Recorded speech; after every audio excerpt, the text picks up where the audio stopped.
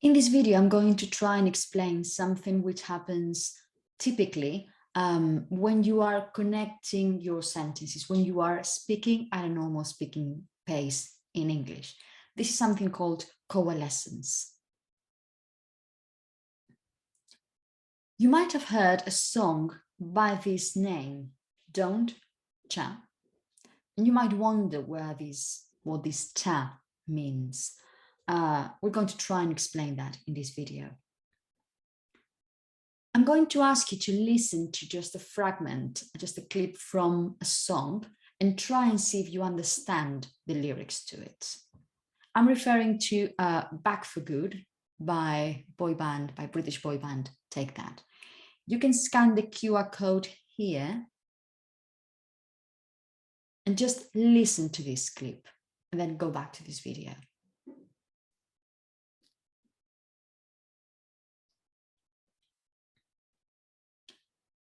Okay, I don't know what you might have understood, but this is what Gary Barlow sings. He says something like, I want you back, want you back for good. Well, this is not actually what he sings or what the other boys are singing, because they say it all together in a connected sentence, as would happen in 95% of cases. So you can't actually hear want you back. What you actually hear is want you back, want you back for good. So instead of saying want you, what you actually get is the mixture of these two sounds. Instead of having a want and then the beginning of you, you have actually want you back for good. And this is something that tends to happen, as I say, in connected speech, when you have word final t that may coalesce, might get together with the initial y sound, the one you say when you say you, you're, young, yes. Okay, so these two sounds get together and you might get ch. This is why you typically tend to say, can't you see? Or get your notebook, rather than get your notebook. Get your notebook, can't you see? Something similar happens, but with a different result. When you get a word final D sound, not T, which is the voiceless sound, but D, the voiced version of that, such as in would or had, what happens is that this D sound gets together with the you, yes, young. And instead of getting ch, you get j, j. This is the sound you get when you say John, George, or when you talk about a judge. Okay, this j, j, voiced sound. So this is why you would say something like, would you tell me, would you mind? Or had your boss ever mentioned that before? Instead of had your. I don't know if you can feel the difference. So some examples of this coalescence, instead of saying, I'll get you a cup of tea, you tend to say, I'll get you a cup of tea. Or you say, don't you think? Or didn't you? I'm sure this sounds familiar to you. This is what sounds typically natural to the ear. And this is why in Back for Good, you say, I want you back for good, want you back for good all the time. Okay? I have selected a number of songs where coalescence either ch or j happens. For example, you can have a look at Adele's Someone Like You, and I'm sure you can recognize that when she sings, I'm not going to sing, but Adele's going to sing. She says something like, I heard that you're settled down, that you found a girl. I heard that your dreams came true. Mixing these two. Instead of saying, I heard that you're settled down.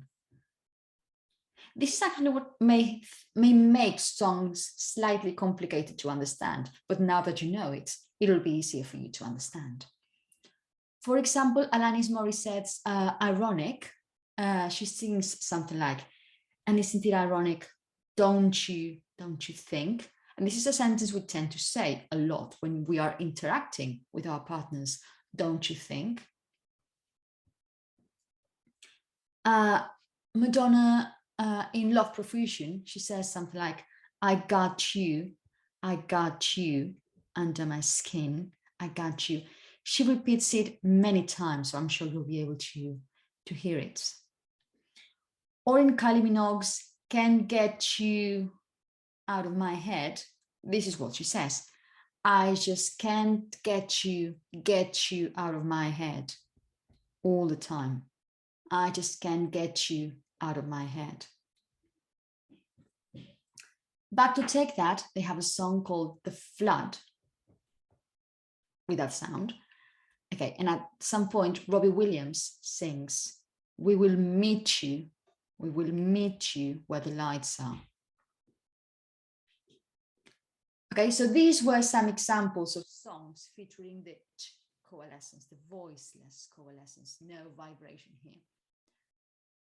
Voiced coalescence, when you have D and G, young, for example, happen in cases such as had you,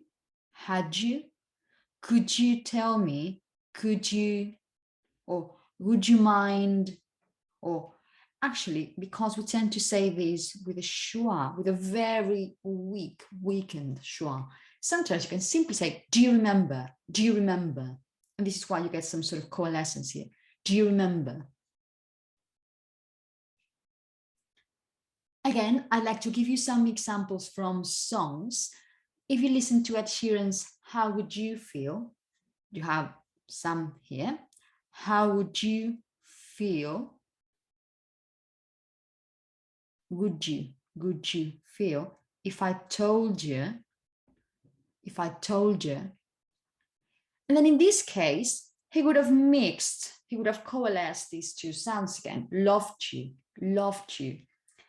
Because of the way he sings it, he splits it, so you can't hear it here. But probably if he was speaking, he would have said, loved you. In this case, because he's singing and he takes some time to pronounce these words, he says, if I told you, that's okay, I loved you. But as I said, if he was speaking, he would have probably said, how would you feel if I told you I loved you, with all three sounds coalesced? I believe this is a very well-known song by Eric Clapton, very iconic probably. Okay, and you have lots of, you have these anaphoric repetition. Would you know my name if I saw you in heaven? Would you hold my hand? Would you help me stand? So you have this sound here all the time. Would you know my name? Would you hold my hand? Would you help me stand?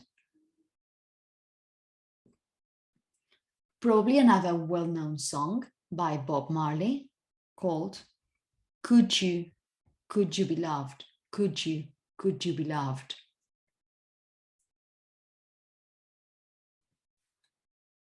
Finally, in this song by Coldplay, you can find both type of coalescence, both the ch and the j. Okay, if you have a look, you can find it here. Come up to meet you, tell you I'm sorry. You don't know how lovely you are. I had to find you, tell you I need you, tell you I set you apart. Then the lyrics go on.